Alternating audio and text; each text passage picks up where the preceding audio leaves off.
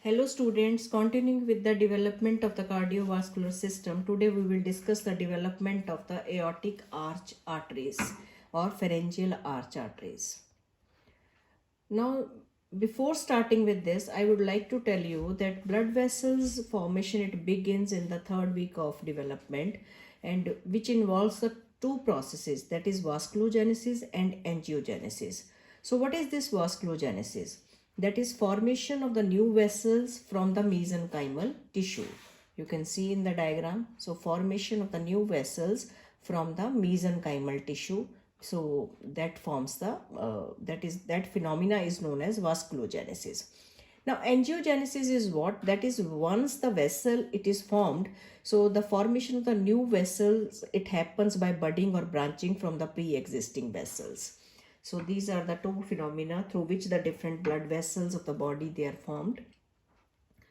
Now again, just to make you clear, so this diagram which is showing, you can see the angiogenic cluster is happening, then the cord-like structures are formed, later on the canalization of these cords it happens, and next phenomena is angiogenesis, in which the budding and the formation of the new vessels it happens from the pre-existing vessel.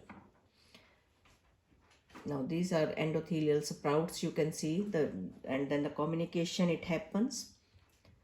So if we come to the development of the arterial system, the arteries of the body they develop from two sources. One is which pharyngeal aortica or aortic arch arteries, which give rise to the arteries of head and neck. Then dorsal aorta, which give rise to the arteries of rest of the body. So the arterial system of the body it just developed from these two sources. Now pharyngeal arch artery, as I have told you, they are meant for the development of the arteries of head and neck region. You can see in this portion, and they are developing in relation to the pharyngeal arches. So you can see here the different aortic arches and the blood vessels which are developing in relation to these pharyngeal arches, that is given the name pharyngeal arch arteries. Now pharyngeal arch arteries are basically if we know the development of the heart which is developing from the two heart tubes. So the two primitive aortae arise from the arterial end of the heart tube.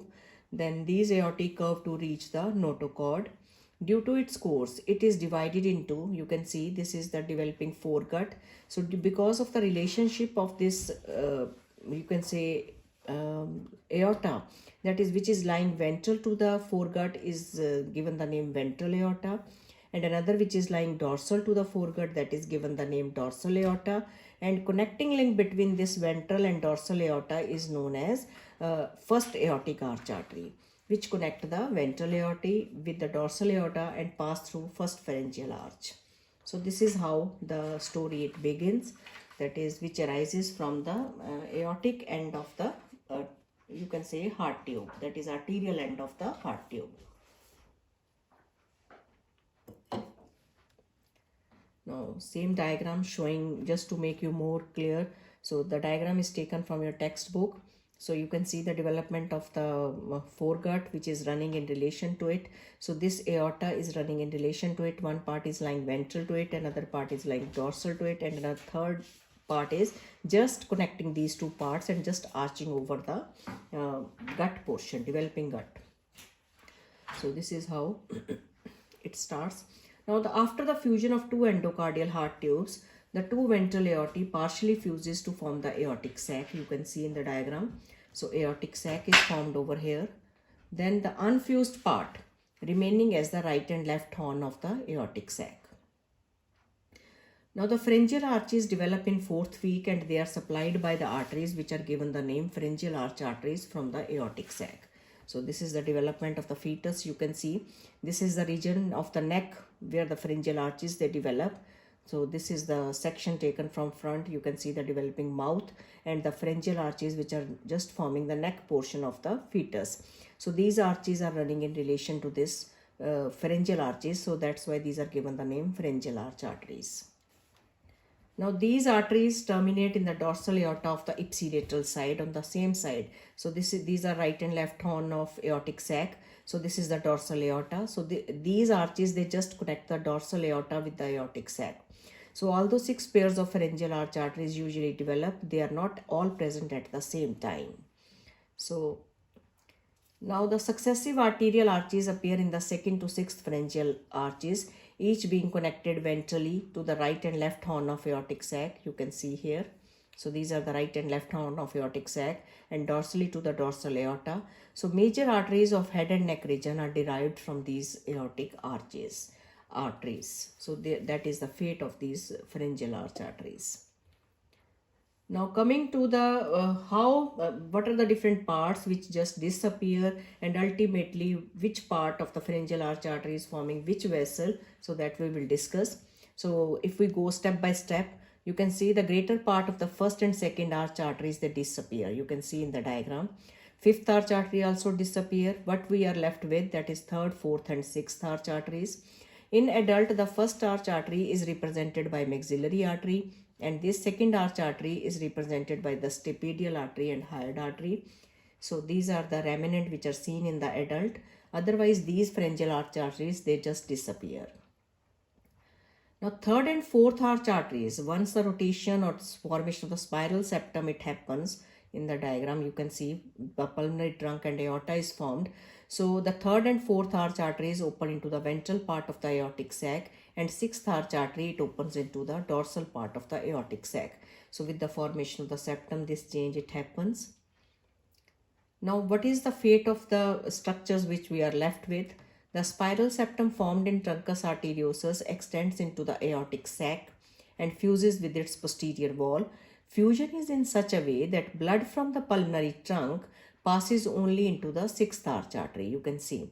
So the blood which is present in the pulmonary trunk, that is passing into the sixth arch artery, and from the ascending aorta and the third into the third and fourth arch arteries, you can see. So this connecting link or formation of the spiral septum, it just separate the flow. That is, the third and fourth arch artery blood is just communicating with the ascending aorta, and from the blood from the pulmonary trunk is just you can say communicating with the sixth arch artery. So that is the next change which happens.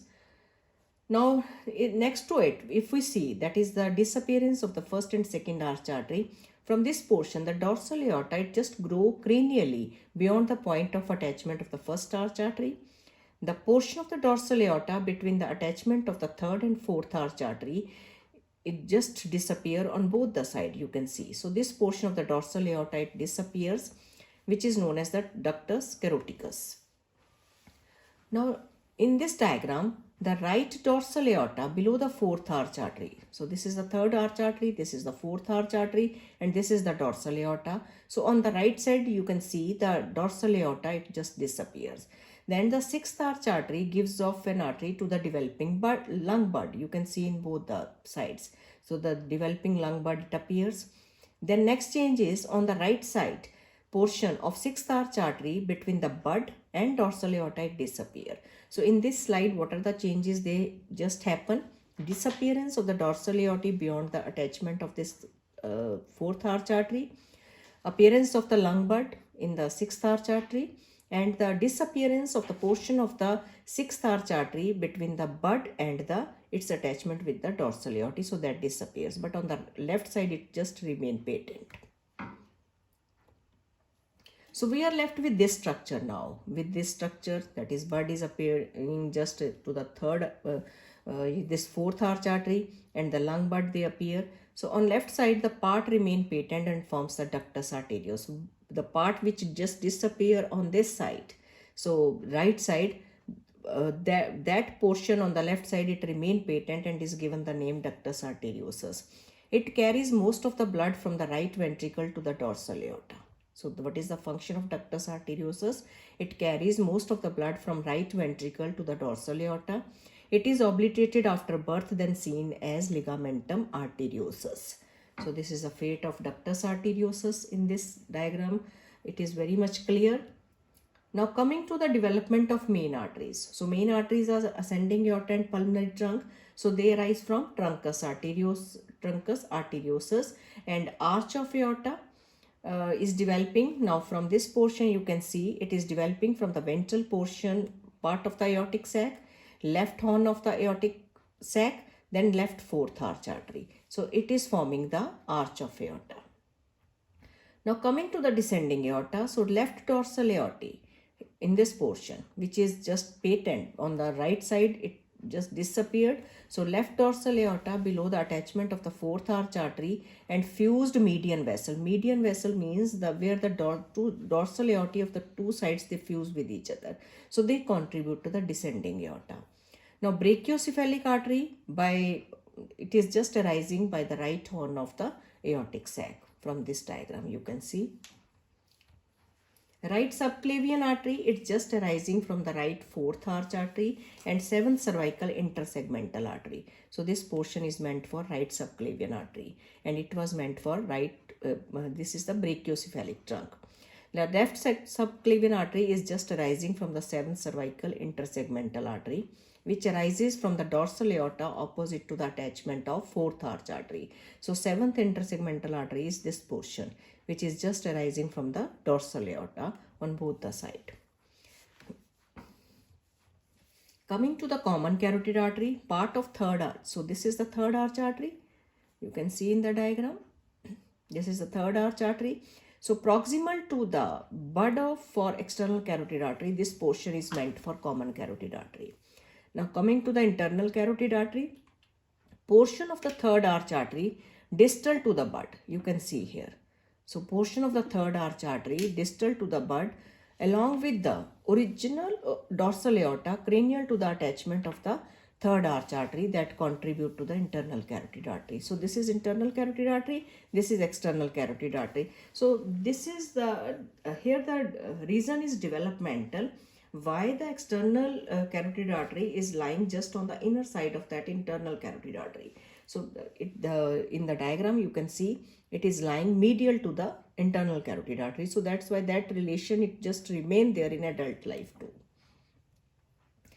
Now right third and fourth arch artery arteries arise from the right horn of aortic sinus. So right common carotid and right subclavian arteries become branches of the brachiocephalic trunk. So you can see here. So this is the common carotid artery and this is the subclavian artery. So they become the branches of the brachiocephalic trunk on the right side. This is the left common carotid artery and left subclavian is coming from, that is from the seventh intersegmental artery. So arch of aorta has three branches, that is brachiocephalic trunk, left common carotid and left subclavian artery. From the development you can see how they develop from the arch of aorta. Now external carotid artery is very simple, the bud arising from the third arch artery that give rise to external carotid artery. Now pulmonary artery is arising from the part of sixth arch arteries lying between pulmonary trunk and lung bud. So that is very much clear from the diagram. So this is the final developmental picture. So which shows that first and second arch arteries, they just remain as the maxillary and stapedial artery. So the internal and external carotid artery are basically arising from the third arch artery. Then you can see the brachiocephalic trunk is arising from the fourth arch artery and subclavian arch vessels are also arising from the fourth arch arteries. So from pulmonary trunk, left and right pulmonary arteries, you can see they are rising in relation to the sixth arch artery. So this is the final development of the arteries from the aortic arch arteries. So this is the basically structures which are formed from the different arch arteries. You can see first arch artery remnant is maxillary artery in adult life, second arch artery is hyoid and stapedial artery, third arch artery is common carotid artery, proximal part of internal carotid artery and external carotid. Fourth arch artery is meant for the on the left side part of arch of aorta, but on the right side proximal part of the right subclavian artery. So sixth arch artery on the left side left pulmonary artery and ductus arteriosus. So on the right side, right pulmonary artery. So this is the fate. This table is given in your book.